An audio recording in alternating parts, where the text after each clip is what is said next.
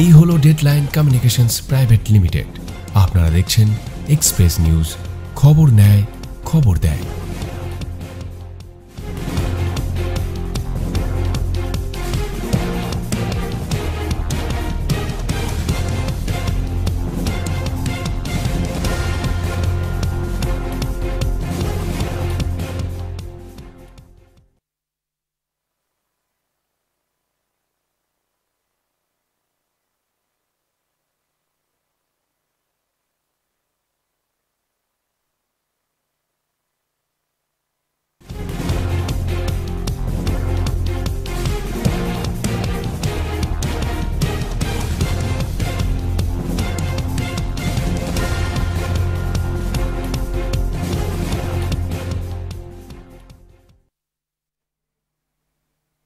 নমস্কার, আমি রাজশেখর আপনাদের সকলকে আজ স্বাগত জানাচ্ছি এক্সপ্রেস অনলাইন।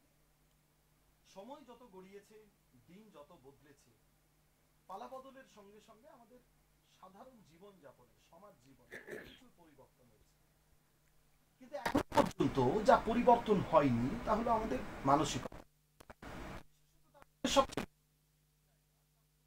সরকারি স্বাস্থ্যকেন্দ্র, সেটা সদর হাসপাতাল,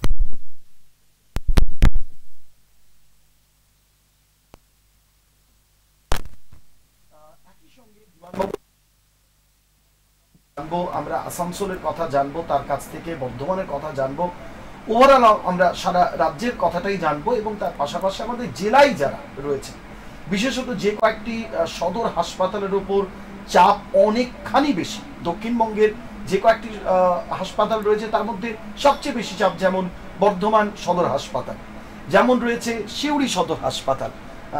পারতপক্ষে দেখতে গেলে এগুলোর সমস্যা, এগুলোর উপরে চাপ অনেকখানি বেশি। আমরা সব কিছু নিয়ে আসবো। আমি সরাসরি অনুভব আপনার কাছে যাই। আপনি নিজে একটা সময় পড়াশোনা করেছেন, পরবর্তী সময়ে ডাক্তারি পড়েছেন, একটা বিরাট স্বপ্ন নিয়ে ডাক্তার হতে এসেছেন। তারপরে দেখা গেছে যে আপনি প্রান্তিক স্তরে কাজ করেছেন, দীর্ঘদিন ব্লক হাসপাতালে প্রধান হিসেবে কাজ করেছেন, তারপরে এই মুহূর্তে মহকুমা হাসপাতালের আপনি সুপার হিসেবে দায়িত্ব নিয়েছেন। আমরা চাইবো যে আগামী দিনে আমাদের প্রত্যাশা যে আপনি সদরেও যাবেন। এই যে দীর্ঘ সময়, অর্থাৎ আপনার বেড়ে ওঠা, তার পরবর্তী সময় চাকরি করতে আসা এবং বর্তমানে সুপার হয়ে আসা, এই যে ওভারঅল সরকারি স্বাস্থ্য পরিষেবার এবং পরিকাঠামোর যে পরিবর্তনটা, আপনি একজন চিকিৎসক হিসেবে, একজন সমাজের নাগরিক হিসেবে কিভাবে দেখছেন? দেখুন, আমরা যখন প্রথম চিকিৎসা এসেছিলাম তখন আমরা পেশেন্টের চিকিৎসাটা জেনারেলি কোয়ান্টিটি ওয়েতে করতাম, মানে কত পেশেন্ট, কত সংখ্যক পেশেন্টকে, বেশি পেশেন্টকে আমরা চিকিৎসা দিতে পারি। বর্তমানে যেটা আমাদের চিকিৎসা স্বাস্থ্য বা আমাদের ডিপার্টমেন্ট যেভাবে চাইছে যে আমরা যে পেশেন্টকে চিকিৎসা দিচ্ছি তাদেরকে অ্যাটলিস্ট কোয়ালিটি চিকিৎসা দেবো। এখন আমরা কোয়ালিটির দিকে বেশি গুরুত্ব দিচ্ছি। কোয়ালিটি বলতে যেরকম বোঝাচ্ছি যে আগে আমরা কী হতো, একটা পেশেন্ট জ্বর এলো, জ্বরের পেশেন্ট এসছে, সেটা আমরা আউটডোরে চিকিৎসা করতাম, কমন মেডিসিন দিয়ে ছেড়ে দিতাম। এখন কিন্তু সেইভাবে চিকিৎসা করা হয় না। আমরা সেটা বিশ্লেষণ করি যে আমাদের এই সিজনাল পিরিয়ডে যে জ্বর এলো, কোন জ্বরটার প্রকোপ বেশি, সেটার উপর অ্যানালাইসিস করে সেই ওরিয়েন্টেড চিকিৎসা করা হয়। সেই জন্য পেশেন্ট এখন কী হচ্ছে, পেশেন্ট অনেক বেশি মানে হসপিটালমুখী হয়েছে, আমাদের উপর অনেক বেশি ডিপেন্ডেন্সি বেড়েছে এবং পেশেন্টও ডাক্তারমুখী হয়েছে। আগে যেটা ছিল না, যে পেশেন্ট ডাক্তার দেখাতে আসতোই না তা বা ডাক্তারের উপর ভরসা করতো না, এখন যেন সেই পেশেন্টগুলোই আমাদের ডাক্তারমুখী হয়েছে এবং ডাক্তারের উপর বিশ্বাসটা আরও বেশি বেড়েছে। স্যার একটা সময় একটা জিনিস ছিল যে সরকারি হাসপাতালে না যাওয়ার সমাজের একটা সর্বোচ্চ স্তরের একটা ভাবনা ছিল যে সরকারি হাসপাতাল মানেই একটা পড়ে থাকা পরিকাঠামো, ওখানে গেলে হবে না, চরম একটা নোংরা আবর্জনার স্তূপ, চারিদিকে একটা অদ্ভুত একটা পরিবেশ পরিস্থিতি। কিন্তু এখন দেখা যাচ্ছে যে সরকারি হাসপাতালগুলোর সেই ছবিটা কিন্তু অনেকখানি বদলানো গেছে। এখন কিন্তু সাধারণ এমন বহু মানুষও যারা বেসরকারি হাসপাতালের উপর নির্ভরশীল ছিলেন তারাও কিন্তু আজকে সরকারি হাসপাতালের দিকে নজর দিচ্ছে। এর কারণটা কি? এটা কি শুধুমাত্র পরিষেবা নাকি? না, শুধুমাত্র পরিষেবা নয়, এখন হচ্ছে যে আমাদের চিকিৎসাটা হচ্ছে অ্যানালাইটিক চিকিৎসা। মানে কি হচ্ছে, আগে পেরিফেরাল লেভেলে আমাদের স্পেশালিস্ট ছিল না, এখন আমাদের ডিসেন্ট্রালাইজেশন অফ হেলথ সিস্টেম করা হয়েছে। আগে স্পেশালিস্টদের জেনারেলি মেডিকেল কলেজে এবং ডিস্ট্রিক্ট হসপিটাল পাওয়া যেত, এখন স্পেশালিস্টরাও কি হচ্ছে পেরিফেরাল লেভেল চলে গেছে। এবং আমাদের ডিপার্টমেন্ট যেটা করেছে, আগে সমস্ত ফ্যাসিলিটি আমাদের মেডিকেল কলেজ এবং ডিস্ট্রিক্ট হসপিটাল লেভেলে ছিল, এখন কি হচ্ছে সাব ডিভিশনাল লেভেলেও অনেক সুপার স্পেশালিটি হসপিটাল হয়ে গেছে। এবং সুপার স্পেশালিটি হসপিটাল হওয়ার জন্য আমাদের যারা স্পেশালিস্ট বা সুপার স্পেশালিটি যারা করেছেন তারাও সপ্তাহে একদিন বা দুদিন গিয়ে ওখানে বসছেন। সেই জন্য আমাদের যারা প্রান্তিক পেশেন্ট তারা কি হচ্ছে, তারা আরামসে সেই ডাক্তারদেরকে অ্যাক্সেস করতে পারছে। এছাড়াও যেটা আমাদের সুবিধা আছে গভর্নমেন্ট থেকে দেওয়া হয়েছে, যে ডাক্তার একবার দেখানো হলো, এরপর আমাদের কি হচ্ছে টেলিমেডিসিনের ব্যবস্থা আছে একটা। টেলিমেডিসিন, হ্যাঁ, যেটা আমাদের প্রাইভেট সেক্টরে যেটা ছিল, যে বাইরে ডাক্তার কোথাও দেখিয়ে এলো, তারপরে আমরা টেলিমেডিসিনের মাধ্যমে আমরা কনসাল্ট করতে পারতাম। আমাদের গভর্নমেন্টও এখন ওই টেলিমেডিসিনের ব্যবস্থাটা করতে পেরেছে সরকারি হাসপাতাল। হ্যাঁ, না, আমাদের ওভারঅল আপনি যদি সেটা এখন আমরা ওপেন টু অল করতে পারিনি, মানে পেশেন্ট নিজের মোবাইল থেকে সে টেলিমেডিসিন কনসালটেশন করতে পারছে না।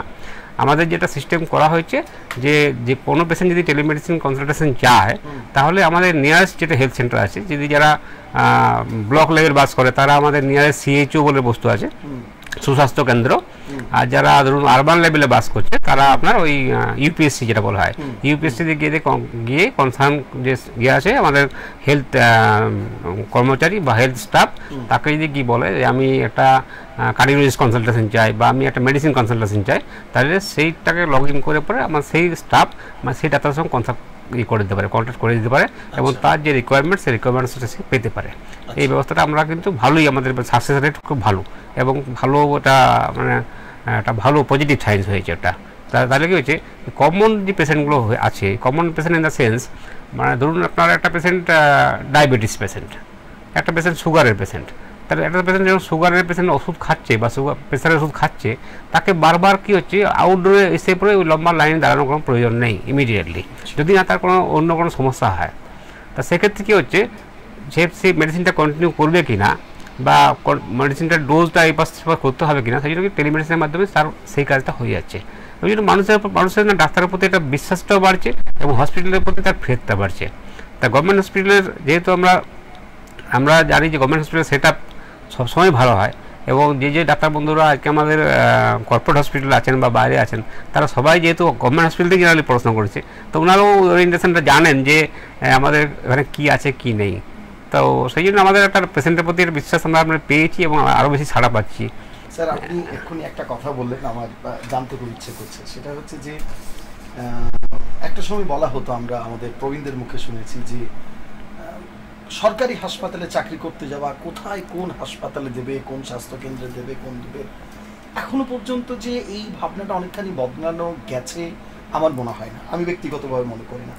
আমি জানতে চাইছি স্যার, আপনি এক্ষুনি যে কথাটা বললেন যে ভালো স্টুডেন্ট সরকারি মেডিকেল কলেজে পড়াশোনা করছে, ভালো র্যাঙ্ক করছে, তারপরে সরকারি হাসপাতালে না গিয়ে বেসরকারি হাসপাতালে চিকিৎসা করার, প্র্যাকটিস করার একটা প্রবণতা, এই প্রবণতাটাকে এখনো পর্যন্ত বদলানো গেল না কেন ডাক্তারদের ক্ষেত্রে? এর কারণটা কি আছে? এটা কি শুধুমাত্র রোজগারের, নাকি এর পাশাপাশি আরো কোনো জায়গা রয়েছে? আপনার কি মনে হয় ব্যক্তিগতভাবে? দেখুন, রোজগারের জায়গা তো একটা আছেই, ওটা তো একটা প্রাইম থিংস একটা ঘটনা। তাছাড়াও এখনকার প্রত্যেকের না বসবে ঘর কোনো আছে, বুঝলেন, একটা ঘর কোনো, হ্যাঁ, মানে কর্পোরেট জায়গাতে যদি সার্ভিস করি, তার মানে আমি একটা সিটিতে সবসময় সিটিতে থাকবো এবং আমার আনুষঙ্গিক যে ব্যাপারটা আমাকে আর দেখতে হবে না, আমি সব কিছুই অ্যাভেলেবেল। এবং পেরিফেরি যদি গভর্নমেন্ট সেটআপে সার্ভিস করে, তাহলে অ্যাটলিস্ট তাকে একটু বাইরের জগৎটা দেখতেই হবে। বাইরের জগৎ দেখতে না পারলে, মানে যদি না কেউ যায় বাইরের জগতে, তাহলে মানে আমাদের ওভারঅল চিত্রটা কি বা হেলথ সিস্টেমটা কোথায় দাঁড়িয়ে আছে বুঝতে পারবে না। এবং সবাই এসেই পড়েই তো আমাদেরকে এরকম তো নয়, সমস্ত পেশেন্ট এসে পড়েই আমাদেরকে মানে ডায়াগনোসিসটা বলে দেবে যে আমার হার্টের রোগ, আমার রোগ হয়েছে, সেটা বলতে পারবে না। তা এই জন্য আমি মনে করি যে যারাই জুনিয়র, হ্যাঁ জুনিয়র বা যারা জাস্ট রিসেন্ট পাস করেছে, তাদের প্রত্যেকে একবার আমার পেরিফেরাল সেট আপে যাওয়া উচিত। তাতে করে কী হয়, পেশেন্ট হ্যাঁ গ্রামীণ অঞ্চল যাওয়া উচিত।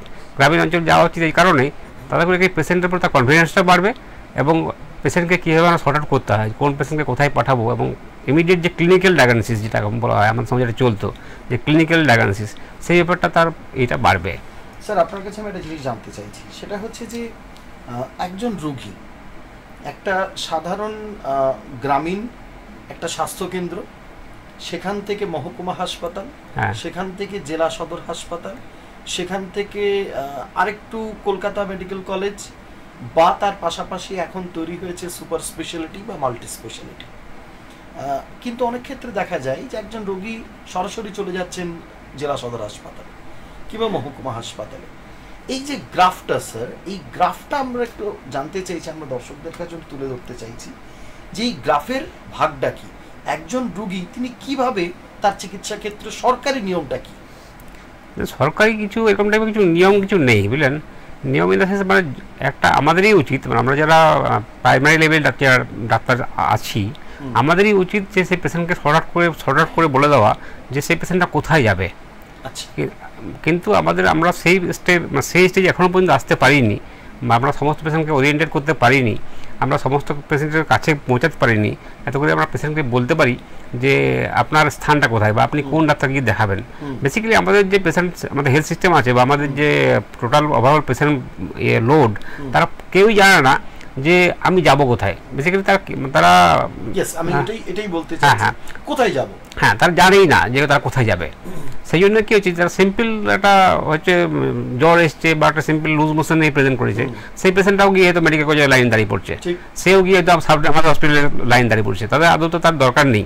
সে তো প্রাইমারি হেলথ সেন্টার বা আমাদের যে বিপিএসসি ব্লক লেভেল হসপিটাল আছে, সেখানে ডাক্তারবাবু দেখালে পুরো আরামসে সুরা হয়ে যেতে পারে এবং সে চিকিৎসা প্রপারলি চিকিৎসা পেতে পারে, জানি না কোথায় যাবো। হ্যাঁ, সেই জন্য কী হচ্ছে, আমাদের যে যারা স্পেশালিস্ট ডাক্তার রয়েছেন বা যারা সুপার স্পেশালিস্ট ডাক্তার রয়েছেন, তাদের উপর একটা বড় বার্ডেন চলে আসছে আর কি। মানে আমি কদিন আগে একটা ভিজিট করেছিলাম ইউরোলজি আউটডোর, তার সেখানে দেখলাম সিম্পল একটা ইউটিআই পেশেন্ট, সে ইউটিআই পেশেন্ট গেছে কোথায় না একটা ইউরোলজিস্টের কাছে, যেটা কোনো মানা হয় না, মানে যেটা কিনা আমাদের লেভেলে যদি দেখানো যেতে পারতো, সেই পেশেন্টটার চিকিৎসা যদি না হয় একান্ত বা আমরা সুরা হইতে না পারি, তখন যদি সেখানে যেত তাহলে সেই ডাক্তারবাবুর ক্ষেত্রেও সুবিধা হতো তাকে প্রপারলি চিকিৎসা করা। আচ্ছা, তা একটা ওভারবার্ডেন হয়ে যাচ্ছে এর পক্ষে একটা। তো এই পার্টটা আমাদের এখনও চলছে, মানে আমরাও এখন ওটা নিয়ে কাজ চলছে, যাতে করে আমরা প্রত্যেকটা পেশেন্টের কাছেই পৌঁছাতে পারি এবং প্রত্যেকটা পাবলিক যেন জানতে পারে যে আমাদের হেলথ সিস্টেম কোথায় দাঁড়িয়ে আছে এবং তারা যেন প্রপার সুবিধাটা পায় আর কি। স্যার, যেভাবে এই যে ব্লক স্বাস্থ্যকেন্দ্র, প্রাথমিক স্বাস্থ্যকেন্দ্রগুলো আছে, এর পাশাপাশি দেখা যায় যে যেগুলো মিউনিসিপ্যালিটি এলাকা, সেই মিউনিসিপ্যালিটি এলাকার আন্ডারেও কিন্তু অনেকগুলো ছোট ছোট হেলথ সেন্টার থাকে, বিভিন্ন ওয়ার্ডে ইউপিএসসি থাকে, এবং যেগুলো কিন্তু মূলত পরিচালনা করে মিউনিসিপ্যাল কর্পোরেশনগুলো যেখানে রয়েছে মিউনিসিপ্যালিটি। এর সঙ্গে আপনাদের যোগাযোগ কতটা? তার কারণ স্যার এই প্রশ্নটা আপনাকে এই কারণেই, যখনই কোনো ঘটনা ঘটে, সেটা ভালো হোক কিংবা মন্দ, ভালো হলে মিউনিসিপ্যালিটি তার ক্রেডিটটা নেন, আর মন্দ হলে তারা কিন্তু অনেক ক্ষেত্রে দেখা যায় যে তারা গা ঝেড়ে ফেলেন। এইটা কি সম্পূর্ণরূপে মিউনিসিপ্যালিটির দায়িত্ব, নাকি এই ইউপিএসসিগুলোর মধ্যে আপনাদেরও একটা দেখভালের দায়িত্ব থেকে যায়? দেখুন, এইটা মানে কার দায় সেটা তো বলা খুবই টাফ, মানে বেসিক্যালি আমাদেরই দায়িত্ব, আমাদের পুরো আমাদের যে হেলথ পরিকাঠামো তারই দায়িত্ব যে আমাদের প্রত্যেকটা মানুষকে অ্যাওয়ার করা যে আমাদের এই সময় কী চলছে আর কি। তো বেসিক্যালি আমাদের যেগুলো মেন এগুলো সমস্যা হয় যে কমিউনিকেবল ডিজিজ যেগুলো হয়, কমিউনিকেবল ডিজিজের ক্ষেত্রে এই সমস্যাগুলো হয়। হঠাৎ করে একটা বড় পিক নিয়ে পরে কোনো একটা আমরা ইনসিডেন্স করে ফেললো, সেখান থেকেই আমাদের এই দোষারোপটা আসে।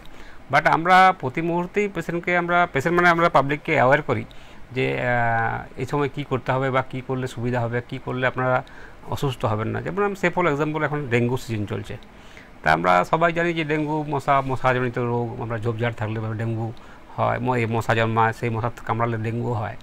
তা আমরা পাবলিককে কিরকম অ্যাওয়ার করি যে যেন জল জমতেই না পারে। তা এটা কি হলো, এটা আমরা জাস্ট একটা মেসেজ দিলাম জল জমতেই না পারে, এবার জল এই যে ঘরে ঘরে মেসেজটা পৌঁছানো, সেটা এই মিডিয়া যেটা রয়েছে, মিডিয়ার থ্রু দিয়ে আমরা লোককে জানাচ্ছি। অ্যাট দ্য সেম টাইম কী হচ্ছে, আমরা আইপিসির মাধ্যমে বলি, মানে ইন্টারপার্সোনাল কমিউনিকেশন, মানে ঘরে ঘরে গিয়ে বলি যে যাতে করে এই ধরনের ইনসিডেন্টস আসতে পারে এবং এই ধরনের রোগ আসতে পারে। তো আমরা এই মুহূর্তে প্রচার চালাচ্ছি এবং আমরা প্রতি বছর বর্ষা এলেই, বৃষ্টি বাদল হলেই, জল জমলে দেখা যায় যে ডেঙ্গুর একটা বিরাট প্রাদুর্ভাব। এবং এটা কিন্তু শুধুমাত্র দুর্গাপুর, আসানসোল, বর্ধমান, বাঁকুড়া নয়, সর্বত্র, কলকাতাতেও প্রচুর।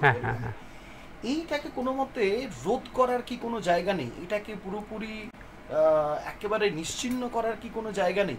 শুধুমাত্র জমা জল পরিষ্কার করা হয়ে গেল, এটাই কি শুধুমাত্র এর পথ? না, এরকম টাইপের নয়। মানে দেখুন, পৃথিবীতে সমস্ত জীবই থাকবে, মানুষ যেমন থাকবে সেরকম মশাও থাকবে, রোগও থাকবে।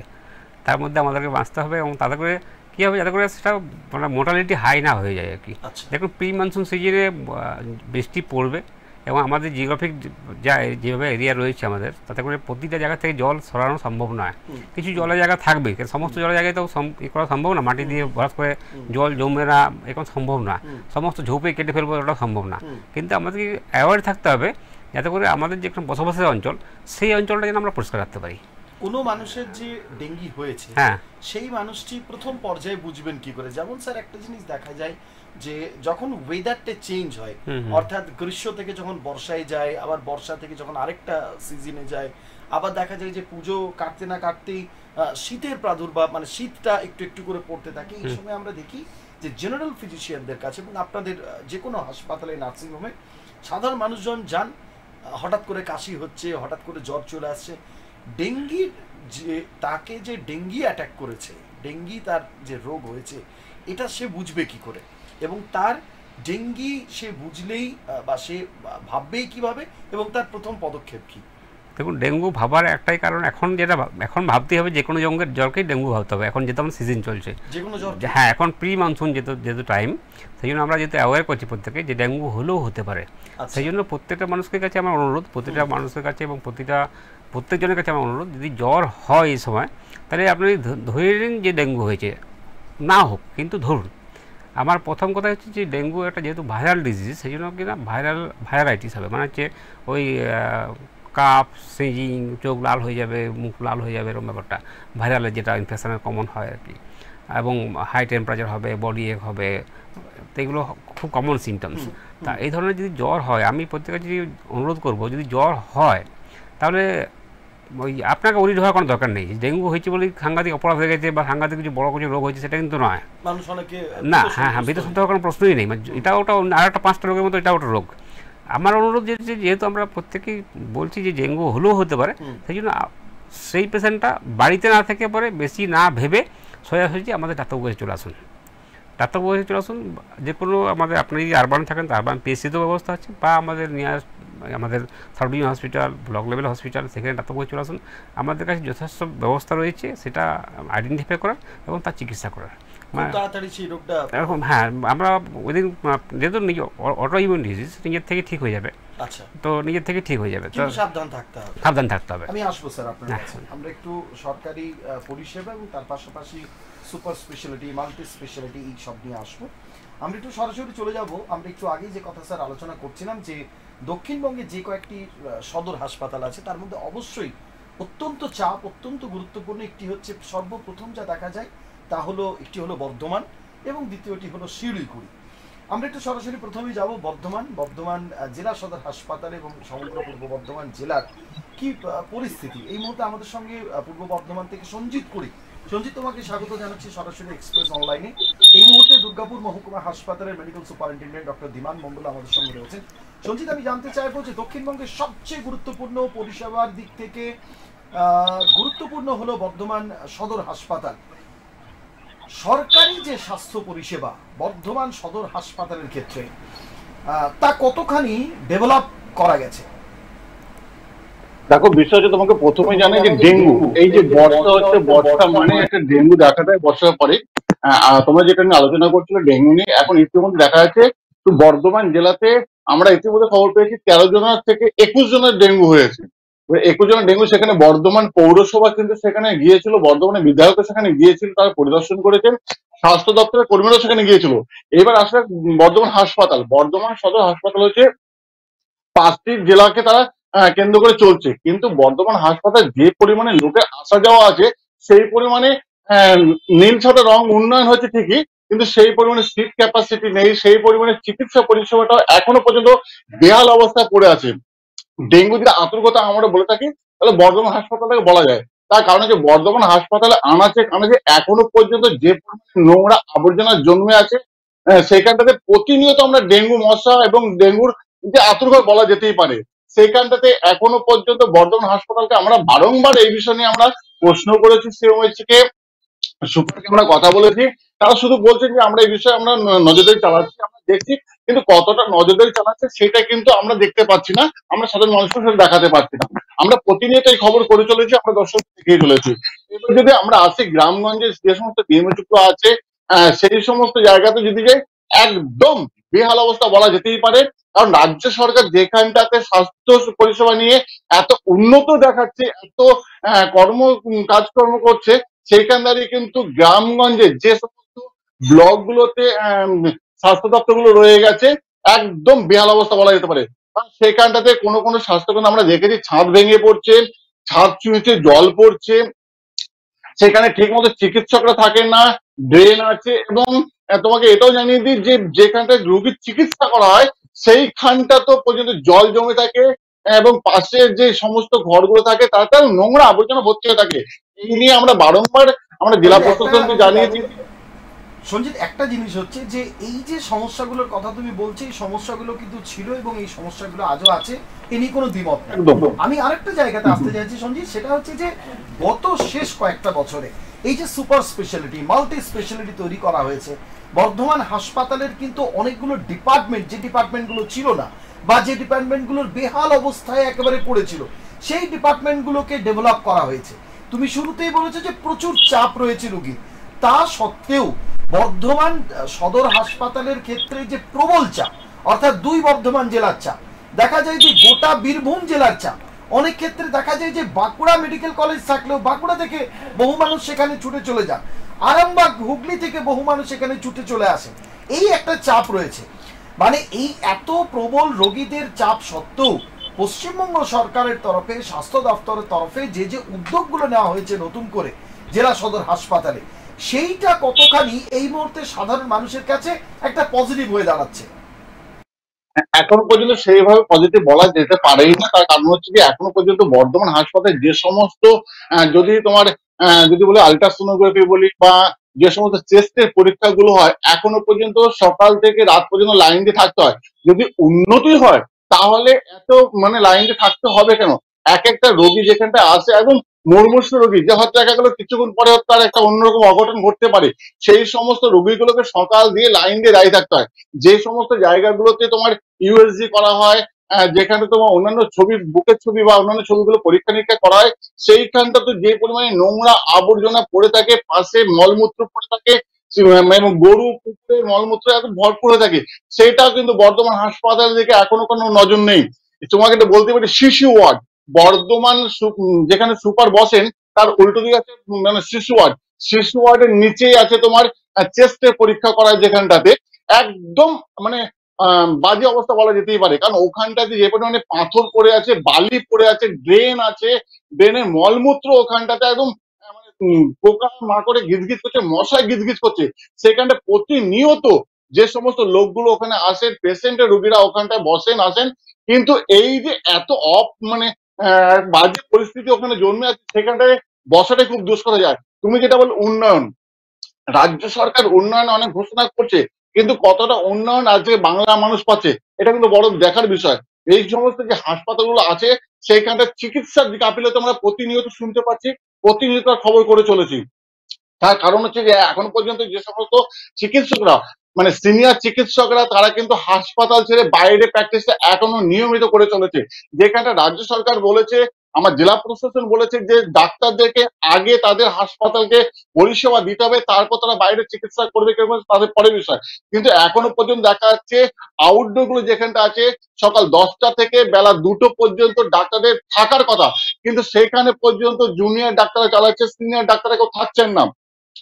তারা তাদের যে সমস্ত প্র্যাকটিস যেগুলো আছে সেখানে চলে যাচ্ছে, যার ফলে চরম সমস্যায় পড়ছেন রোগীরা। এবার তোমাকে যদি বলে আউটডোর অবস্থা বেহাল অবস্থা পড়ে আছে। আউটডোরের পাশে আছে একটা ক্যান্টিন, সেই ক্যান্টিন এর অবস্থা বেহাল অবস্থা পড়ে আছে। কারণ যে 5টি জেলা থেকে আমাদের বর্ধমান জেলাতে চিকিৎসার জন্য আসে, তারা যে খাওয়া দাওয়া করবে, যে ক্যান্টিনটা আছে ক্যান্টিন এর পাশেই আছে আউটডোরের উপরে আছে লেবার রুম। সেইখানে এত অপ্রীতিকর মানে পরিস্থিতি হয়ে আছে যা মানে বলার যোগ্য নয়। এই রাজ্য সরকার প্রতিনিয়ত বলছে আমরা উন্নত করেছি, হ্যাঁ নীল সাদা রং হয়েছে এটা ঠিকই, বাইরে ঝাঁ চকচক, কিন্তু ভিতরে কতটা পরিষ্কার পরিচ্ছন্ন আছে সেটাই কিন্তু দেখার বিষয়। সেটা জেলা প্রশাসনও জানে, আমাদের মুখ্য সিএমও তো জানেন, সকলেই জানেন, কিন্তু কতটা উন্নতি করছে এটা কিন্তু আমরা প্রতিনিয়ত একটা কথা তোমার বক্তব্য থেকে অত্যন্তই পরিষ্কার যে অনেকগুলো কাজ হওয়া বা না হওয়ার সবচেয়ে বড় গুরুত্বপূর্ণ সেটা হলো যে অস্বাস্থ্যকর পরিবেশ, কোট আনকোট অস্বাস্থ্যকর পরিবেশটা এই মুহূর্তে বর্ধমান জেলা সদর হাসপাতালের ক্ষেত্রে সবচেয়ে গুরুত্বপূর্ণ। ধন্যবাদ সঞ্জিত। আমরা এতক্ষণ কথা বলছিলাম পূর্ব বর্ধমান থেকে আমাদের প্রতিনিধি সঞ্জিত কুড়ির সঙ্গে। স্যার, আমরা শুরুতেই একটা কথা শুরু করেছিলাম যে পরিষেবার যাই উন্নয়ন হোক, পরিকাঠামোগত যাই উন্নয়ন হোক না কেন, এই যে অস্বাস্থ্যকর পরিবেশ, এই পরিবেশটা বদলানো গেল না কেন? এটা কি শুধুমাত্র আপনারা অনেক সময় বলে থাকেন বা বহুজন বলে থাকেন যে মানুষের মধ্যে এখনো সেই ভাবনাটা জারি করা গেল না যে সরকারি মানে সরকারি হাসপাতাল, সেখানেই থুতু ফেলবে, সেখানেই প্রস্রাব করবে, সেখানেই নোংরা ফেলে রাখবে। অস্বাস্থ্যকর পরিবেশটা, এটার ভাবনাটা মানে এই কনসেপ্টটা এখনো পর্যন্ত বদলানো গেল না কেন? আপনার কি মনে হয়? দেখুন, আমার যেটা মনে হয়েছে, দেখুন আমরা যত দিন যাচ্ছে তত না টেকনোলজির ব্যবহারটা করি, কিন্তু আমাদের তো সিস্টেম আস্তে আস্তে ডেভেলপিং সিস্টেম, মানে এখনই আমরা পুরোপুরি ডেভেলপ নই। আমাদের ডিপার্টমেন্ট আস্তে আস্তে চিন্তা করছে যে আগে ইনফ্রাস্ট্রাকচার ছিল না, এখন ইনফ্রাস্ট্রাকচার বাড়িয়েছে, এরপরে ম্যান পাওয়ার বাড়াবে, এরপরে টেকনোলজির হেল্প নিতে হবে। আমাদের ক্ষেত্রে যেটা ঘটনা হয়েছে, সাপোজ একটা পেশেন্ট আসছে, সেই পেশেন্টের এন্ট্রিটা অন্যান্য হসপিটালে কী হয়, ডাক্তাররা নিজেই করে নেয় বা নিজেই লিখে নেয়, বা যে এন্ট্রি করছে সে এখনও পর্যন্ত হাতে লিখেই করছে। তাহলে আমরা কী হচ্ছে, আমাদের স্টাফরা বা আমাদের যারা ডাক্তার রয়েছে বা আমাদের কনসার্ন স্টাফ যারা রয়েছেন, তারা এখনও পর্যন্ত আমরা টেকনোলজিকে অতটা সাউন্ড নয়, সেই জন্য আমাদের টেকনিক্যালি সাউন্ড নয়। সেই জন্য কী হয়েছে, আমরা পেশেন্টকে না খুব স্পিডে ট্রিটমেন্ট দিতে পারি না, মানে পরিকাঠামো থাকলেও আছে দেওয়া যাচ্ছে না। সেই জন্য পেশেন্ট বেশিক্ষণ স্টে করছে। পেশেন্ট বেশিক্ষণ যদি স্টে করে, তাহলে কী হচ্ছে, আমরা বেশি পেশেন্ট টার্ন ওভার করতে পারছি না। টার্ন ওভার যদি না করতে পারি, তাহলে কি নোংরা ফেলছে ব্যাপারটা। যে একটা পেশেন্ট যার একটা ইউএসজি করতে যে এসেছিল, তাহলে তার আমি নাম লিখলাম, নাম লেখার পর তাকে ডাকলাম, সে এলো, বসলো, রেডি করলো, তারপর করতে মোটামুটি অনেকটা টাইম কনজিউমিং। তা এই পার্টটাকে যদি আমরা কিল করতে পারি, আমাদের হয়তো ডিপার্টমেন্ট সাথে চিন্তাও করছে, পরবর্তীকালে যদি আমরা টেকনোলজির ব্যবহার করতে পারি বা আমরা পেশেন্টকে আপডেট করতে পারি যে আপনার টাইমিং হচ্ছে 11টার সময়, এইভাবে যদি আমরা করে দিতে পারি, তাহলে কী হবে, তাহলে এই ধরনের যে পরিকাঠামোর পরেও যে চাপটা অনেকটা লাঘব করা যাবে। স্যার, মহকুমা হাসপাতালে ডেভেলপ করা হচ্ছে এবং দেখা যাচ্ছে যে বিভিন্ন ক্ষেত্রে তার উন্নয়নের একটা প্রচেষ্টা জারি রয়েছে। তার পাশাপাশি অনেকগুলো মহকুমা হাসপাতালকে, যেমন ধরে নিচ্ছি রামপুরহাট মহকুমা হাসপাতালকে সদর হাসপাতালের একটা কনসেপ্ট নিয়ে আসা হয়েছে।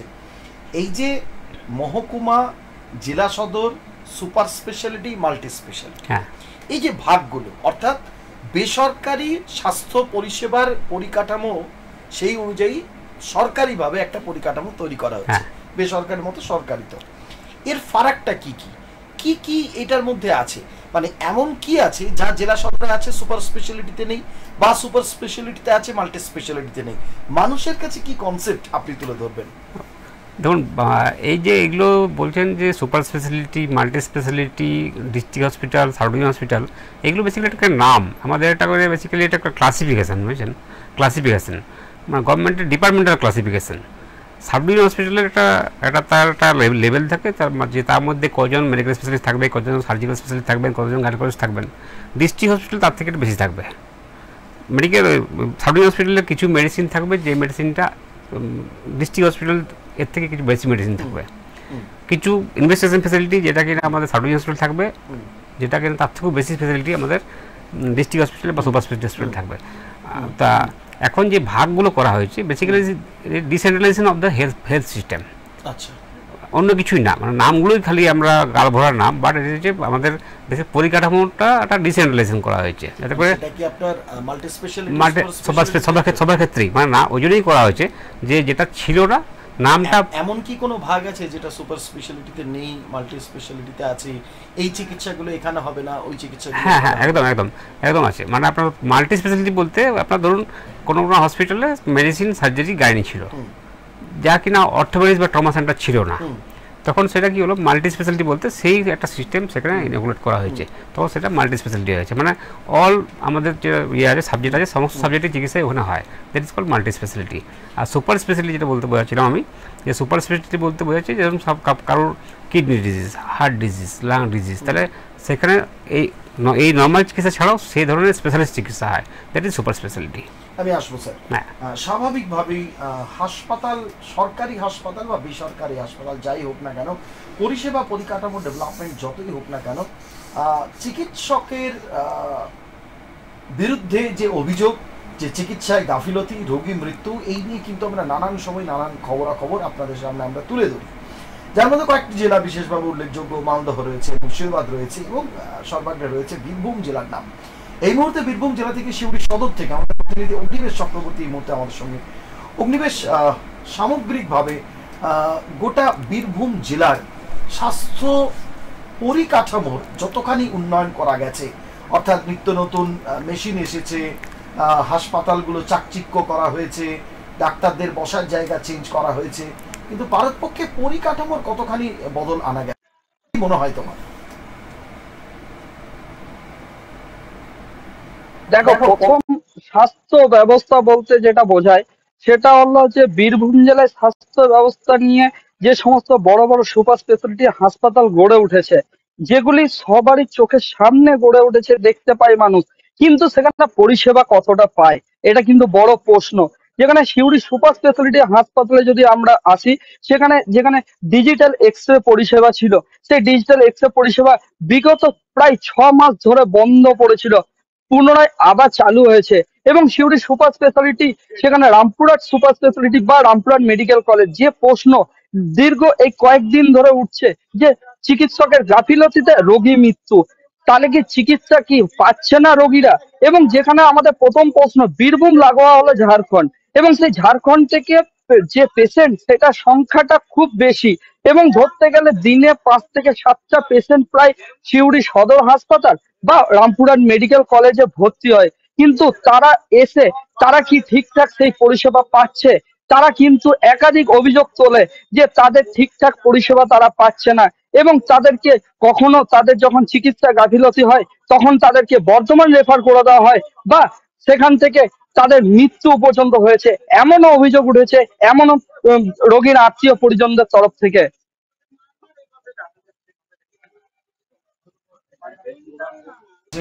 যে সরকারি স্বাস্থ্য পরিষেবায় বদল ঘটানো হয়েছে, এবং আমরা এটা দেখতেও পাচ্ছি যে এক একটা হাসপাতাল একেবারে জরাজীর্ণ অবস্থায় ছিল, সেই হাসপাতালগুলো আজকে দূর থেকে দেখলে চেনা যায় না, ঝাঁ চকচকে। যেখানে আগে একেবারে রাস্তার খড়খড়ে অবস্থা ছিল, সেই ক্যাম্পাসগুলো এখন প্রায় মার্বেল দিয়ে ভরে দেওয়া হয়েছে। এই যে পরিকাঠামো ডেভেলপমেন্ট, একের পর এক মেশিন আনা হয়েছে, উন্নত যন্ত্রাংশ নিয়ে আসা হয়েছে, বিভিন্ন ডাক্তাররা সেখানে এসেছেন, পরিষ্কার পরিচ্ছন্ন করার দিকে একটা নজর দেওয়া হচ্ছে, এটা ঠিক যে রোগীদের চাপ রয়েছে বিষয়। তাহলে এই মাঝখানের সমস্যাটা কোথায় বলে তোমার মনে হয়? সেটা বোলপুরি হোক বা আরো অন্যান্য ব্লক হাসপাতালগুলো হোক, শিউড়ি সদর হাসপাতাল হোক, রামপুরহাট মেডিকেল কলেজ হোক, এই মাঝখানের সমস্যাটা কোথায়? কেন মানুষের মধ্যে এত ক্ষোভ? এর কারণটা কি? তাহলে কি স্থানীয় যারা এই হাসপাতাল মেনটেন করছেন, যাদের দেখার কথা, তাহলে কি তারা সেভাবে নজর দিচ্ছেন না? সমস্যাটা কোথায়? যে কথাটা উঠছে যে ঝাঁ চকচকে মার্বেল বসানো, হয়তো বড় বড় বিল্ডিং গড়ে উঠেছে 10 তলা 6 তলা, কিন্তু আদৌ কি সেখানে পরিষেবা পাচ্ছে এই রোগীরা? সেখানে এটাই উঠছে সেই বড় প্রশ্ন। রোগীর আত্মীয় পরিজনদের একটাই অভিযোগ, রোগীকে আনার পরে তাকে যে এমার্জেন্সিতে দেখা হয়, তারপর থেকে সেই রোগী কিন্তু সেই যে সেই ওয়ার্ডে কিন্তু পড়ে থাকে। তার যখন সেলাইন শেষের মুখে থাকে, সেই কথা যখন দিদিদেরকে বলতে যাওয়া হয়, নার্স দিদিদেরকে, তারাও কিন্তু সেই সময় তাচ্ছিল্য করে সেই রোগীর আত্মীয় পরিজনদেরকে। ঠিকঠাক ডাক্তারি যে ব্যবস্থা, চিকিৎসককে সময়ে পাওয়া, সেগুলি ঠিক মতো পায় না। একটা প্রশ্ন কিন্তু বারবার ঘুরে ফিরে ওঠে, সিউড়ি সদর হাসপাতাল হোক বা রামপুরহাট মেডিকেল কলেজ, সমস্ত একাধিক চিকিৎসকরাই কিন্তু বাইরে তাদের চেম্বারে ব্যস্ত। তারা সেই চেম্বার করার পরে তারা যে সময় খুবই কম দিতে পারছে এই সরকারি হাসপাতালে, এবং সেই পরিষেবা নিয়েই উঠছে প্রশ্ন। সেখানে কিন্তু তারা যদি সিউড়ি সদর হাসপাতাল হোক, বোলপুর হাসপাতাল হোক বা রামপুরহাট মেডিকেল কলেজ, সেখানে যদি তারা সময় দেয় এবং সেই রোগীদের ওপরে যদি তারা ঠিকঠাক তারা যত্ন নেয়, তাহলে নিশ্চয়ই দিনে আরো উন্নত হবে, এটুকু আমাদের মনে হয়। আশা রাখি, কারণ মোটের উপর সাধারণ মানুষ তারা সরকারি স্বাস্থ্য পরিষেবার উপর যারা প্রকৃতপক্ষে নির্ভরশীল, তারা যেন সেই পরিষেবাটা পান।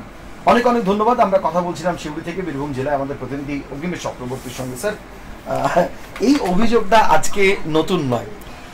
যিনি কলেজের প্রফেসর তিনি কেন বাইরে পড়াবেন, যিনি স্কুলের টিচার তিনি কেন বাইরে টিউশন পড়াবেন, আর সরকারি হাসপাতালের চিকিৎসক কেন বাইরে চিকিৎসা করবেন, এই অভিযোগটা কিন্তু দীর্ঘ সময়। এটাকেও কি বদলানো গেল না? ওই একটাই আপনি কারণ বলবেন যে মানসিকতা? না, তা নয়, মানসিকতা নয়। কি বলতো, যিনি আমি যেটা আমার স্যারদের হয়েই কথা বলি, স্যার মেডিকেল কলেজের প্রফেসর হচ্ছে প্রফেসর, এবং ওনাদের চিকিৎসা মানে প্রতিটা পেশেন্ট দেখা কিন্তু প্রতিটা পেশেন্ট কাজ নয়। ওনারা বেসিক্যালি কনসালটেন্ট। তা কনসালটেন্সি সেই পেশেন্টের উপরেই করবে যে পেশেন্টের দরকার আসছে। তা স্যারদেরকে পেশেন্ট বাঁচতে হবে কেন? একটা যাদের বাঁচার কথা পেশেন্ট সেখানে যাচ্ছেই না, মানে সেখানে পর্যন্ত সেখানে আসছে পেশেন্টকে আমরা ঠিকমতো অ্যাওয়ার করতে পারছি না যে পেশেন্ট যাবে কোথায়। আচ্ছা, আমরা শিক্ষা ব্যবস্থা আমাদের সেই লেভেলে পৌঁছায়নি, বা আমাদের স্বাস্থ্য ব্যবস্থা সেই লেভেলে।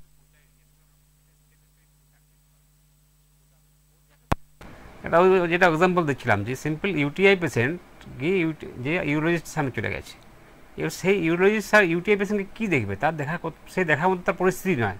উনি তো কনসালটেন্ট, উনি তো ভাববেন তার সিএ হলো কিনা, উনি ভাববেন তার কিডনিটা কেটে বাদ দেওয়া যাবে কিনা, উনি ভাববেন যে কিডনির মাঝখান থেকে কাটা যাবে কিনা, সাইড থেকে কাটা যাবে কিনা। তা উনার এইটা এই লেভেলে ভাবার কথা। তা যেটা আমাদের নর্মাল চোখে আমরা দেখি বা নর্মাল ভাবি যে ডাক্তারবাবু হয়তো দেখছেন না, কিন্তু ডাক্তারবাবু ওই স্টেজটা অনেক আগেই দেখে নিয়েছেন যে এই জায়গাটা আমার নয়, মানে আমার অলরেডি ওরাই সারিয়ে দেবে আর কি। স্যার, আপনি দীর্ঘদিন খনি অঞ্চল খান্দ্রার দায়িত্বে ছিলেন প্রধান হিসেবে ব্লক স্বাস্থ্য কেন্দ্রে, তারপরে দুর্গাপুর মহকুমা হাসপাতালের দায়িত্ব নিয়ে আপনি এসেছেন। আপনি আসার আগে এক ছবি ছিল, আপনি আসার পরে আরেক ছবি হয়েছে।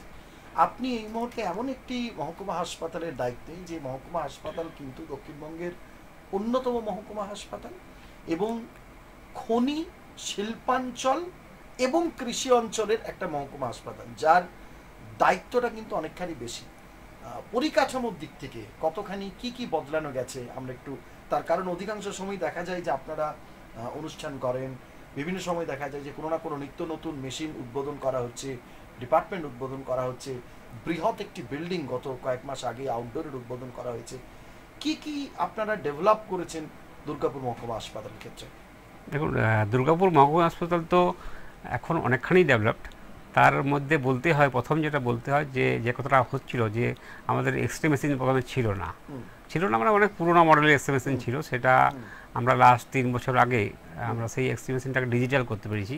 এবং আগে যে পেশেন্টটাকে আমরা ডেট দিতে হতো, যে একটা পেশেন্ট এক্সরে করতে এলে পরে 7 দিন পরে টাইম পাবে বা 5 দিন পরে টাইম পাবে, আমরা কি ডে বাই ডে পেশেন্টকে আমরা এক্সরে করে দিতে পারছি। এটা আমাদের প্রথম যেটা ডেভেলপ করা গেছে এক্সরে মেশিন। তারপরে যেটা ডেভেলপ করা গেছে, আমাদের ডায়ালিসিস ছিল না আগে। আমাদের কমন ডায়ালিসিস যেগুলো লাগতো পেশেন্টের, যেগুলোর জন্য পেশেন্টকে ছুটি বাড়াতে হতো বা বাইরে অনেক খরচ, আমরা পার ডে মোটামুটি এখন যা পরিস্থিতি 20 থেকে 25 খানা পেশেন্টের ডায়ালিসিস পার ডে করতে পারি এখন একদিনে। হ্যাঁ, 20 থেকে 25 জন ডায়ালিসিস হয় মহকুমা হাসপাতাল, হ্যাঁ, পার ডে। তা এই ধরনের এটা একটা বড় আমাদের একটা সাফল্য আমাদের হসপিটালের, যাতে অনেক নিডি পেশেন্ট, মানে বেসিক্যালি তারা ডায়ালিসিস যে সিআরএফ পেশেন্ট যেগুলো হয়, তারা বেসিক্যালি নিডি হয়, অনেক খরচা হয়ে যায়, বাইরে তারা অ্যাফোর্ড করতে হয়তো পারে না, তখন সেই সব পেশেন্টের জন্য আমাদের হসপিটালটা ভীষণভাবেই একটা ডিপেন্ডেন্ট হসপিটাল, এবং অনেকেই আমাদের উপর ডিপেন্ডেন্ট, যারা আমাদের প্রতিনিয়ত আমাদের এখানে ডায়ালিসিস নেয়। এবং আমরা ওই ডিপার্টমেন্টটা হওয়ার জন্য আমরা সত্যিই খুব হ্যাপি, এতে করে আমরা একটা ভালো উচ্চমানের পরিষেবা পেশেন্টকে দিতে পারছি। এছাড়াও যেটা হলো, আমরা আগে আমাদের যেটা ছিল ওপিডি কমপ্লেক্স, ওপিডি কমপ্লেক্সটা আমাদের একটা ছোট জায়গার মধ্যে ছিল, মানে যেটা অনেক পুরনো বাড়িতে এটা হতো। তা সেটা আমাদের মাননীয় যে রোগী সমিতির চেয়ারম্যান স্যার আছেন, ওনাকে এবার দেখানো হয়েছিল, বলা হয়েছিল, উনি ওনার উদ্যোগে একটা বড় উচ্চমানের একটা ওপিডি কমপ্লেক্স উনি বানিয়ে দিয়েছেন। এবং বর্তমানে কী হচ্ছে, পেশেন্টগুলো আমরা স্ক্যাটার করতে পেরেছি। হ্যাঁ, এবং না, সরকারি উদ্যোগে নয়, আমরা সরকারের পারমিশন নিয়ে পরে উনি ওনার ব্যক্তিগত উদ্যোগে ওরা উনি বানিয়েছেন। বাট পেশেন্টের খুব কাজে লাগছে, যেটা পেশেন্ট এক জায়গায় জ্যাম হয়ে যেতে, সেটা পেশেন্টকে আমরা স্ক্যাটার বিটটা আমরা বোঝা যাচ্ছে, এবং পেশেন্ট ভালোভাবে সেটা চিকিৎসা নিতে পারছে। এটা একটা বড় আমাদের একটা ইয়ে। এছাড়াও আমরা কী করেছি, আগে যেটা ডেভেলপ করতে পেরেছিলাম, যে আমাদের ওটি কমপ্লেক্স যেটা ছিল, ওটি কমপ্লেক্সটা আমাদের খুব ছোট ছিল, ছোট জায়গার মধ্যে আমাদের যেটা হতো যে আমরা ওই ওটি দুটো রুমের মধ্যে সার্জারি ওটিও হতো, গাইনি ওটিও হতো, জেনারেল ওটিও হতো, সবই ওটি হতো। এখন রিসেন্টলি আমরা কী করলাম, আমরা আরও ওটা এক্সপেনশন করতে পারলাম, ওইটাকে আরও দুখানা রুম বাড়িয়ে পরে সেপারেট ওটি করে দিলাম। মানে জেনারেল ওটির জন্য একটা আলাদা রুম, গাইনির জন্য আলাদা রুম, অর্থর জন্য আলাদা রুম, এটা করতে পারলাম, যেটা সত্যি রিকোয়ারমেন্টটা ছিল। তা এইগুলো আমরা আপাতত ডেভেলপ করতে একটা ওটি ছিল, যেটাকে আমরা বারবার ওই ইয়ে করে পরে স্টেরাইল করে পরে ওটি করতে হতো। তো সেটা আমরা করতে পেরেছি। হ্যাঁ, তো এরকমভাবে আস্তে আস্তে মাত্র কয়েক মাস আগে মুখ্যমন্ত্রীর উদ্যোগে তিনি যেটা সরাসরি হাবড়া থেকে যে একটি ভবনের উদ্বোধন করলেন সরাসরি অনলাইনের মাধ্যমে, তার কি কার্যকারিতা রয়েছে? দেখুন, ওটা বেসিক্যালি নাম হচ্ছে 100 বেডের কোভিড হসপিটাল। মানে বেসিক্যালি কোভিড যখন আমাদের ছিল তখন এই বিল্ডিংটা স্যাংশন হয়েছিল। মানে কোভিড পেশেন্ট হঠাৎ করে যেহেতু কোভিড বার্স্ট হয়েছিল, সেই জন্য পেশেন্টকে রাখার মতো পরিস্থিতি আমাদের সেগুলো ছিল না। আমরা কী করেছিলাম, একটা ওয়ার্ডকে স্পেয়ার করে পরে কোভিড পেশেন্ট রাখতাম, তাতে করে নর্মাল পেশেন্টের সঙ্গে কোভিড যেহেতু ইনফেকশাস ডিজিজ, সেই জন্য নর্মাল পেশেন্টের সঙ্গে যদি আমরা রাখি তাহলে কী হলো, সবার মধ্যে স্প্রেড করে যাবে, যাতে করে, এবং সেটা স্প্রেড করলে ওটা বাজে মোর্টালিটিটা অনেক হাই হয়ে যাবে। তো তখনই ডিপার্টমেন্টটা ঠিক করেছিল, মানে নিড করেছিল যে একটা আলাদা করে যদি ইনফ্রাস্ট্রাকচার করা যায়, তাহলে কী হবে, তাহলে পেশেন্টকে আমরা সেখানে চিকিৎসা করতে পারবো। তার বেসিক্যালি ওই হসপিটালটা হয়েছিল কোভিড হসপিটাল হিসাবে পরিচিত, 100 বেডের কোভিড হসপিটাল। তা এখন বর্তমানে কোভিড যেহেতু সেই লেভেল আর নেই, এবং অতটা আমরা মোটামুটি কোভিড আন্ডার কন্ট্রোল আমরা আছি, যেহেতু সেই জন্য কোভিড আর 5টা রোগীর মতোই কোভিড আসছে, যাচ্ছে, চলছে এরকম টাইপের। তো সেই বিল্ডিংটা আমাদের হসপিটালটা এখন আমরা মোটামুটি হয়ে গেছে, আমরা হ্যান্ডওভারও মোটামুটি পেয়ে গেছি। তা আমরা আমাদের এক্সিস্টিং যে পেশেন্ট আছে সেই পেশেন্টকে শিফট করে পরে পেশেন্টকে বেটার সার্ভিস দিতে পারবো। স্যার, আমরা যেটা শুনেছি যে আজকে আমরা দুই প্রতিনিধি, এবং তার পাশাপাশি আপনিও এটা জানেন যে বিভিন্ন জায়গায় যে পরিকাঠামোর কথাই হোক না কেন, অস্বাস্থ্যকর পরিবেশ, নোংরা আবর্জনার কথা কিন্তু বারবার বিভিন্ন জায়গা থেকে উঠে আসছে। আমরা যেটা জেনেছি যে দুর্গাপুর মহকুমা হাসপাতালের এই পরিবেশটাকে দূর করার জন্য আপনারা বিভিন্ন ক্লাব, বিভিন্ন সংগঠনের সঙ্গে তাদের সঙ্গে একটা কথা বলেছেন, এবং তারা দায়িত্ব নিয়ে এই কাজটা করছেন। তারা মূলত তাদের কাজটা কি? দেখুন, আমাদের যে নিজস্ব সেট আপ আছে, সেই নিজস্ব সেট আপে আমরা ভেতর পার্টটা হয়তো পরিষ্কার হতে পারছি বা খানিকটা পারছি না, বা যাও এরকম ব্যাপারটা আমরা মোটামুটি চেষ্টা করছি সেটাকে মানে একটা রূপায়ণ দিতে, ভালো জায়গায় নিয়ে আসতে। এছাড়াও আমাদের দুর্গাপুরে অনেক ক্লাব এসেছে আমাদের সঙ্গে, যারা হাত মিলিয়ে আমাদের সঙ্গে কাজ করার চেষ্টা করছে। যেগুলো বাইরের, মানে যেগুলো নোংরা, আমার পেশেন্টটা তো থাকলো সেখানে নোংরা করে দিয়ে গেল, ক্যান্টিনের চারপাশে নোংরা করে দিয়ে গেলো, গাছের ডাল পড়ে থাকলো সেসব, বা তারপর ওরা বাইরের ড্রেন হয়তো ব্লক হয়ে বসে আছে। এই ধরনের ওনারা কী করছেন, ওনারা আমাদের সঙ্গে হাত লাগিয়ে ওনাদের যে সামর্থ্য, সেই সামর্থ্য থেকে ব্যবস্থা করে পরে সেই জায়গাগুলো পরিষ্কার করার চেষ্টা করছেন, একদম তারাই পরিষ্কার পরিচ্ছন্ন করছেন। তাদের কিছুই না, মানে বিনিময় কিছুই না, সিম্পলি একটা ভালো সম্পর্ক। তা স্যার, পশ্চিমবঙ্গের স্বাস্থ্য পরিষেবায় একটি সবচেয়ে গুরুত্বপূর্ণ পদক্ষেপ, সেটি হলো স্বাস্থ্য সাথী পরিষেবা, এবং তা সরকারি হাসপাতালের পাশাপাশি বেসরকারি হাসপাতাল এবং বেসরকারি সুপার স্পেশালিটি, মাল্টি স্পেশালিটি হসপিটালও আজকে কিন্তু পশ্চিমবঙ্গ সরকারের এই পরিষেবাটা তারা পাচ্ছে। এবং দেখা যাচ্ছে যে একটা সময় অনেকে এই স্বাস্থ্য সাথী আসার পর বেসরকারি হাসপাতালে যাচ্ছিলেন, সরকারি হাসপাতালে যাচ্ছিলেন না। এখন কিন্তু একটা সিস্টেম করে দেওয়া হয়েছে যে যিনি সরকারি হাসপাতালে যাবেন তাকেও কিন্তু ওই কার্ডটা পুট করতে হবে, তাই তো, যাতে সেই জায়গাটা তৈরি হয়। কতখানি রাজ্যের স্বাস্থ্য ব্যবস্থাকে, সাধারণ মানুষকে স্বাস্থ্য সাথীর মাধ্যমে পরিষেবা দেওয়া যাচ্ছে, কতখানি সাধারণ মানুষ উপকৃত আপনার কি মনে হয়? তো স্বাস্থ্যসাথী কার্ডটা আমাদের সত্যি কথা বলতে স্বাস্থ্য তো অনেক খরচা সাপেক্ষ। তো এই কার্ডটা থাকার জন্য অনেক মানুষই আছে, আমি পেরিফেরি লেভেলেও দেখেছি, অনেক মানুষই আছে যারা চিকিৎসার কথা কোনোদিন ভাবতোই না, তারা এই কার্ডের জন্য চিকিৎসার কথা অ্যাটলিস্ট ভাবতে পারছে। আমি এক্সাম্পল দিচ্ছি, সাপোজ একটা গরিব মানুষ, একটা অত্যন্ত নিডি পার্সন, গরিব মানুষ বলা ভুল হবে আমার, নিডি পার্সন, যার কিনা ধরুন একটা পাইলসের সমস্যা আছে। তো পাইলসের সমস্যা ক্রনিক সমস্যা, সেই সমস্যাটা জেনারেলি ওষুধ ছাড়বে না, তাকে ওটি করতেই হবে। তা সেই পেশেন্টটা এতদিন ধরে ইগনোর করা থাকতো আর কি, মানে জেনারেল আউটডোরে আসতো, এমনি আসতো, তার চিকিৎসা হতো না। এখন আমাদের স্বাস্থ্যসাথী কার্ডের সুবিধা সে যখন পাচ্ছে, সেই কার্ডটা যদি দেখায়, তাহলে কী হলো, কার্ডের সুবিধার্থে আমরা কী হলো, যেগুলো আমাদের হসপিটালে, আমাদের সাউথে যেটা আগেই বলছিলাম যে আমাদের হসপিটালে সেই ব্যবস্থাটা নেই, যে মেডিসিনটা আমাদের হসপিটালে নেই, যে ইনস্ট্রুমেন্ট আমাদের নেই, আমরা ওই কার্ডের সাহায্যে তাদেরকে আমরা হেল্প করতে পারছি পেশেন্টকে। তাহলে অ্যাটলিস্ট এই কার্ডের জন্য মানে যে ভাবতোই না যে আমার চিকিৎসা হওয়া সম্ভব বা আমার ওই খরচটা বিয়ার করা সম্ভব, সে আজকে এটা ভাবতে পারছে। তো এই কার্ডটা আমার মনে হয় যে প্রত্যেক ভীষণ একটা ইম্পর্ট্যান্ট জিনিস, যেটা হয়তো আগেই ভাবা উচিত ছিল। তো আজকে মানুষটা সেই জিনিসটা পেয়ে পরে নিজেকে অনেক ভেবেছি যে হ্যাঁ, আমার কাছে কিছু অ্যাটলিস্ট আছে যে আপনার জন্য আমি চিকিৎসা করাতে পারবো, যে কেউ অসহায় ভাবে না যে আমার কাছে কিছুই নেই, টাকা নেই, পয়সা নেই, আমি চিকিৎসা করতে পারবো না। সেইটা আজকের ডেটে কিন্তু ওনারা নেই, তার কাছে একটা সম্বল রয়েছে যে সে চিকিৎসা অ্যাটলিস্ট করাতে পারবে। আচ্ছা, এটা আমার মনে হয়। না, এটা আবার একটা অভিযোগ স্যার যে স্বাস্থ্যসাথী কার্ডের প্রচুর মিসইউজ, মানে যার পক্ষে যিনি এফোর্ড করতে পারেন তারাও কিন্তু স্বাস্থ্যসাথী কার্ড নিয়ে, তারপরে এই মিসইউজের অভিযোগটা আপনি জানেন যে প্রথম পর্যায় থেকে, এইটা কি কোনোভাবে কি রোধ করা যায় না? এখন আগে মিসইউজটা হচ্ছিল, মিসইউজটা হওয়ার জন্য এখন আমাদের অনেক লিমিটেশনটা অনেক কমিয়ে দেওয়া হয়েছে। আগে স্বাস্থ্যসাথীতে অনেক ওপেন ছিল, এখন অনেকটাই রেস্ট্রিকশন করে দেওয়া হয়েছে। মানে কীরকম হচ্ছে, এখন অনেক আগে যেমন ওপেন ছিল, যে কোনো মেডিসিন চিকিৎসা, সার্জিক্যাল চিকিৎসা, গাড়ি চিকিৎসা সবার জন্যই কার্ড ইউজ করা যেত, এবং প্রচুর ডিজিজ ছিল যেগুলো আমরা কার্ডের মাধ্যমে চিকিৎসা করতে পারতাম। এখন কার্ডের কী হয়েছে, এখন যেহেতু লিমিটেশন করে দেওয়া হয়েছে, এই অনেক ডিজিজই কার্ডে চিকিৎসা করা যায় না, যেগুলো আমাদের গভর্নমেন্ট সেট আপে তেমনি ফ্রি হয়। তো গভর্নমেন্টের যেটা বক্তব্য, গভর্নমেন্টের যেটা আমাদের প্রিন্সিপাল, সেটা হচ্ছে ওই চিকিৎসা তো আমাদের গভর্নমেন্ট হসপিটালে এমনি হয়, তাহলে সেখানে কার্ড আর লাগবে না। সেই জন্য পার্টিকুলার কিছু চিকিৎসা আছে যে কার্ড, যেখানে কিনা ওই কার্ডের সুবিধা প্রয়োজন আছে, সেই রকম কিছু ডিজিজ, যেমন আপনি উদাহরণ দিচ্ছি যে অর্থোপেডিক পেশেন্ট, সেটা হয়তো আমাদের সাব ডিভিশন লেভেলে হয়তো সেই অপারেশনটা করা যাবে না, যেহেতু আমাদের ওই সামর্থ্যটা নেই। তা কার্ড দিলে পরে কী হলো, আমরা সেই কার্ডের সাহায্যে সেই ইনস্ট্রুমেন্টটা কিনে ফেলতে পারলাম এবং তাকে পরিষেবা দিতে পারলাম।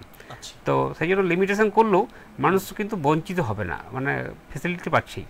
তা এছাড়াও কী আছে, আমাদের স্ক্রিনিংয়ের ব্যবস্থা আছে।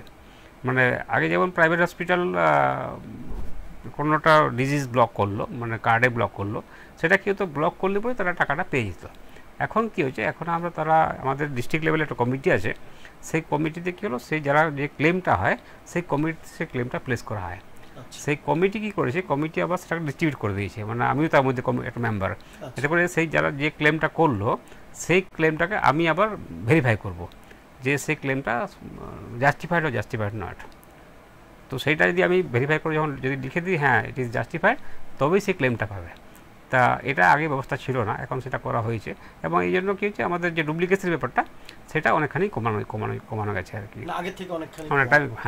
হ্যাঁ, আমরা পারতপক্ষে যেটা চাই যে সামগ্রিকভাবে রাজ্যের স্বাস্থ্য ব্যবস্থার উন্নয়নে পশ্চিমবঙ্গ সরকার, তারা যে কথা বলছেন, তারা যেভাবে এগিয়ে চলেছেন, অভাব আছে, অভিযোগ আছে, রোগীর এবং রোগীর পরিবারদের মধ্যে ক্ষোভ আছে, তা সত্ত্বেও কিন্তু সরকারি হাসপাতাল, সরকারি স্বাস্থ্যকেন্দ্র নিঃসন্দেহে এখনো পর্যন্ত আমাদের এই রাজ্যের একটা বিরাট অংশের মানুষের কাছে মূল একটা আশ্রয়স্থল, একটা ভরসার স্থল। আমরা চাইবো যে সেই জায়গার ডেভেলপমেন্ট পশ্চিমবঙ্গ সরকার যত দিন যাবে তত যেন আরো বেশি করে নজর দেয়, এবং তার পাশাপাশি সরকারি যে স্বাস্থ্য ব্যবস্থা সেখানে এবং যেখানে সেই পরিষেবাটি সাধারণ মানুষ পাচ্ছেন, আজকে আমরা যে আলোচনা করলাম এবং সামগ্রিকভাবে আপনি আমি যে কেউ যদি সরকারি হাসপাতালের দিকে একটু নজর রাখি, তাহলে হাসপাতালের মধ্যে সবচেয়ে প্রথম যেটা দরকার সেটা হলো স্বাস্থ্যকর পরিবেশ। অথচ অভিযোগ বারবার উঠে আসছে সেটা হলো যে অস্বাস্থ্যকর পরিবেশের কথা। আপনি যেখানেই যান না কেন, আমরা যতই ডেভেলপ করি না কেন, একটু আগেও দিবানবাবু বলছিলেন দুর্গাপুর মহকুমা হাসপাতালে অনেকগুলো নতুন নতুন সেক্টর তৈরি করা হয়েছে।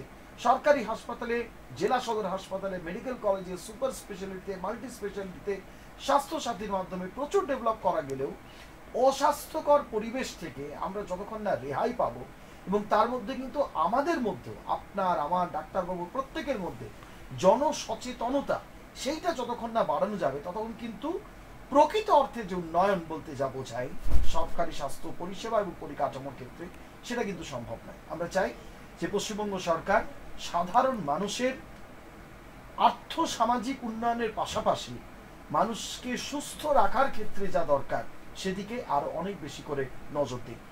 আমাদের সঙ্গে আজকে এক্সপ্রেস অনলাইনে এতক্ষণ ধরে ছিলেন দুর্গাপুর মহকুমা হাসপাতালের মেডিকেল সুপারিনটেন্ডেন্ট ডক্টর ধীমান মণ্ডল। ধীমানবাবু, আপনাকে অনেক অনেক শুভেচ্ছা জানাই আজকে এই স্টুডিওতে আমাদের সঙ্গে থাকার জন্য, এবং দর্শকদের অনেক অনেক শুভেচ্ছা জানাই।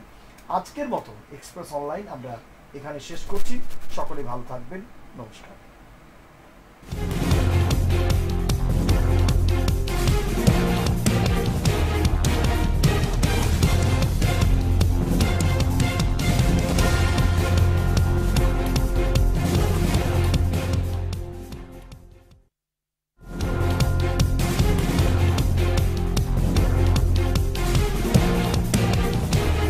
এই হলো ডেডলাইন কমিউনিকেশনস প্রাইভেট লিমিটেড। আপনারা দেখছেন এক্সপ্রেস নিউজ, খবর নেয়, খবর দেয়।